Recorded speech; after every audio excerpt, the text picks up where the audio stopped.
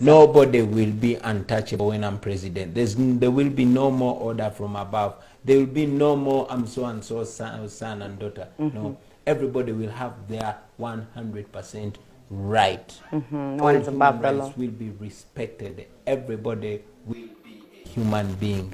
Number two, we want to fix our healthcare system. Man, you know how many women we lose every day giving birth. More than 19. Children, statistics from the Ministry of Health show that more than 300 children under the age of 5 die in Uganda daily. Yesterday, today, and continuous until I become president. And just while you're on that point of healthcare, the reason why my mother died is because she came here on vacation, and she had one of her arteries burst, and she started getting internal bleed. However, it could have been fixed had we had a specialist to do that operation. So when the problem happened and she was in a hospital, some of the best hospitals, they were like, we only have 2 specialists in the country, and they're not in the country. So my mom bled and died. And that sadly happens. Now that's just proof to show that actually it even goes home too. Thank you very much. Just imagine what's happening to the people in Kabera Maido, people in Gomba, people in Chiliandongo. It happens like that. So we want to fix that. It was agreed in the Abuja Declaration, where we had delegates, that every government in Africa here, to fix, at least those that attended, to fix their healthcare system, they had to at least up their budget to only 15%, so that, you know, because ultimately it's the budget. Here in Uganda, you see what used to be Doctor's Village is now CMI. You know, we used to study wanting to be doctors. Now nobody wants to be a doctor. Point number 3 that we want to deal with is our education sector. Man, I don't like our education sector. I don't like our colonial education sector that believes in fluent English other than ideas. We have very fluently speaking university graduates that cannot even produce a loaf of bread. You get what I mean? So me, when I'm president, I will enforce a skill-oriented education system. You're going to see that when I'm president, I will major on 3 A's. The first A in school will be academics, the second A will be athletics, the third A will be arts, and these are going to be given equal budget and equal, you know, emphasis. Why not all of us are going to be superstars at mathematics? You know, personally, I was not the best at mathematics, but there's some things that I was perfect at. You know, so in that education system, we're not going to force our children to be what they were not talented to be. We will produce engineers, we will produce doctors, but we shall produce athletes as well.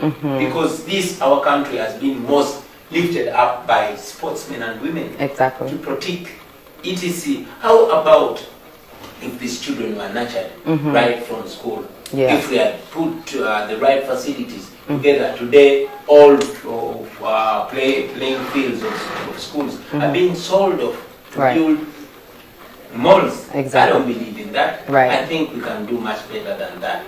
So want to focus on academics, want to focus on athletics and the arts as well. Just imagine. That art. Just imagine. I was nurtured as a talented artist right from primary school, right from kindergarten. You will have talented artists that are taught how to market their music, how to deal with pre-career times, during their career and post-career times. You will not find talented artists or athletes turning into beggars. You're not going to find ignorant artists. I'm lucky that I became a reasonable artist because I got opportunity to study the details of my art at Makerere University. But this I should have studied much earlier. Why did I waste time with chemistry? Why did I waste time with physics? etc. So our education system has to be balanced to produce people that are going to make sense in our country. And yes, I must say that the skills must be tested at every level. Right. By the time a child leaves P7, they must have a certain level of theory and yes, a very substantial level of practical. Yes, I mean, we left senior 6, but we were always broke. These guys are stopped in P7 and went to Gold Technical. They could build, they know how to do things. things. They could make bricks. They could make tables and chairs. They were more useful citizens to our society than us. Right. I can talk about our education system for the whole day, but yeah. So while we're still on the finally, arts, yes, oh, yes, sorry. Yeah, while we're still on the arts, because I didn't want to jump that before. I didn't want to leave it on the arts. There's a new things that have come up from the government, new guidelines that artists have to go through as far as if they have to produce music videos, if you have to do a movie, you know, you gotta go to UCC or you gotta pay certain money. You know, what do you think about that? Like, how? Because our artists are like literally, I feel like they're literally sitting there and saying nothing. Yeah, that's nonsense. I must say those so-called regulations are nonsense. You see, this Museveni government is too scared, and they don't know how to handle panic. Now they are attacking the music industry because the music industry produced Bobi Wine. And they're trying to make sure that no other artist comes out to be like Bobi Wine. They want to make sure that the industry does not produce another Bobi Wine, even if it means killing it. Exactly. You know, that's why they're trying to gag the artists, to control them. They tried to buy them, they couldn't handle. They tried intimidating them, they couldn't handle. Now they're trying to bring these silly regulations. Apparently, before you record a song, you must take your lyrics to the minister, and your minister will decide whether they like it or not. What kind of nonsense is that? Of course, we rejected that. I continue to call upon artists to reject that nonsense. It does not represent us. Creativity is a human right. We are not going to listen to that Musevenism. You know, those are the things that Idi Amin used to do right before he fell. Byron Kawadwa was killed. The great Christopher Sewaduka had to be exiled. Had to go to exile. Jimmy Katumba had to go to exile. Right. So Museveni is not the first person to do this. That, yes. Only that. Me, I won't go to exile. Right. And I won't shut up. I'll tell him straight in his face. Continue saying. And also, we have a lot of young people because, again, here in Uganda, the arts is not a field that is influenced by our parents or from the bottom. Like you said, had your parents or had you known that this needs to start at a young age, because my mom used to say the same thing too. She's like, if I knew that you could start acting from the minute you were little, I think you'll be in Hollywood by now. Yeah. So now, what message would you give out there to the people, the young people who want to join the arts, and and the parents who maybe don't support or who support? What is the message? Because I think this is very important, because the arts itself is one of the biggest industries that make economies. Nigeria, yes. Nigeria, art, the entertainment industry used to be number 2 provider on the GDP. Guess what? It is number 1 now. Wow. And oil comes as number 2. So that alone should remind us that art is an asset. Of course, to the parents, to the young people out there, don't give up on your talents. It's very, very important that you respect them, that you uplift them, of course, with discipline and good work, because talent is one thing, but training is another. That's why we seek to have training, the best training for our artists. And how best to do that? Governance, leadership. You know, if we don't have a leadership that seeks to uplift people, if we don't have a leadership that seeks to, to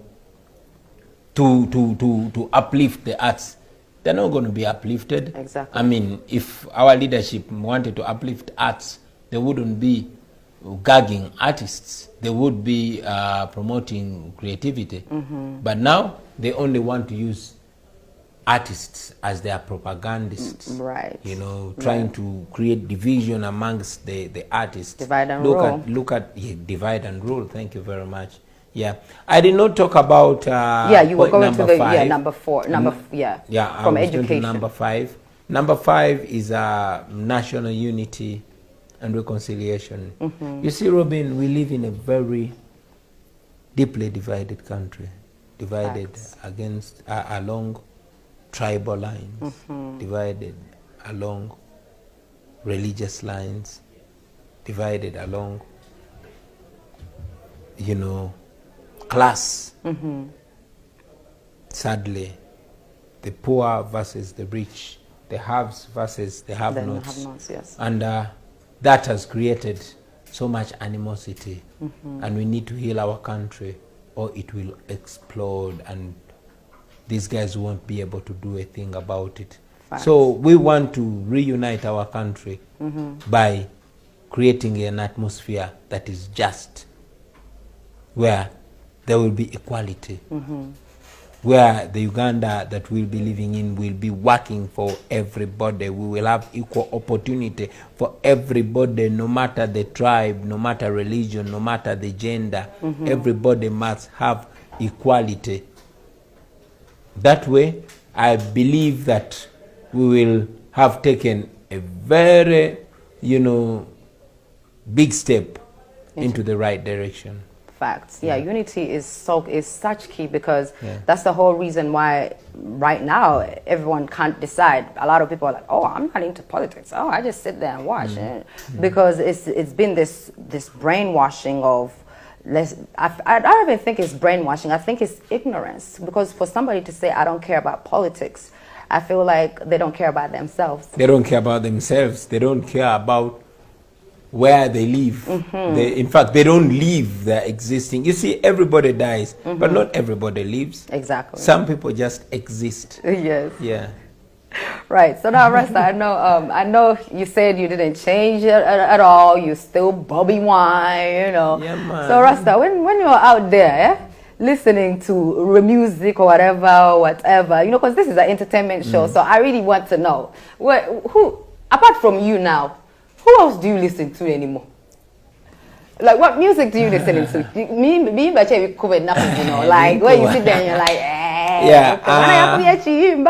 yeah. Boys and girls do music these days. Of course, I listen to the legendary artists.